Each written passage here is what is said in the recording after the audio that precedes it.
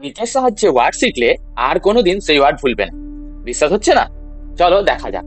So first one is accountable, যার অর্থ দায়বদ্ধ বা দায়িত্বশীল।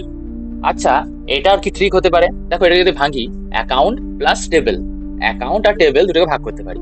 দেখো, তুমি কোনো জায়গায় কাজ করো এবং সেখানে অ্যাকাউন্টের দায়িত্ব তোমাকে দেওয়া হয়েছে।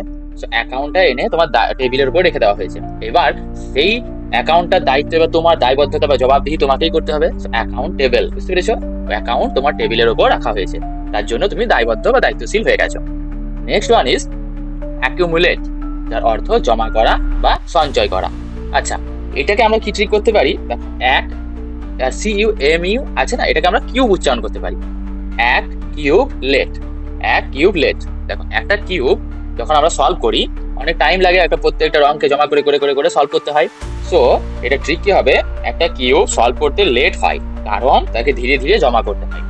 নেক্সট ওয়ান ইজ অ্যাকুরেট, যার অর্থ সঠিক। আচ্ছা, এটা কি হতে পারে ট্রিক? দেখো, এক কিওর আর এট। এক মানে এক কি বললাম, কিওর, কিওর মানে হচ্ছে আরোগ্য লাভ করা বা মানে রোগ মুক্তি হওয়া, রোগ থেকে মুক্ত পাওয়া, এবং এট এট হচ্ছে খেয়েছিল বা খাওয়া। সো এটাকে আমরা কি ট্রিক বানাতে পারি? দেখো, একটা সঠিক মেডিসিন খেলেই ও কিওর হয়ে যাবে। একটা সঠিক মেডিসিন খেলেই ও কিওর হয়ে যাবে।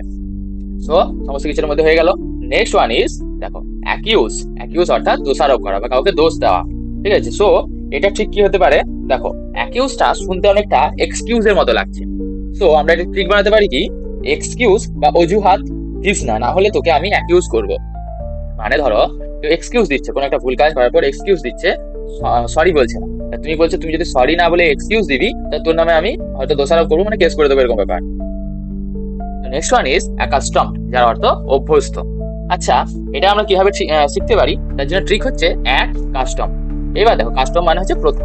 এবার একটা কাস্টম, আগেকার দিনের লোকেরা এক কাস্টমে মানে একটা প্রথাতেই অভ্যস্ত ছিল, মানে সবাই একই রকম অভ্যাস নিয়ে থাকতো। So these are the tricks to remember this kind of words, and if you want more such type of word, then like, share and subscribe.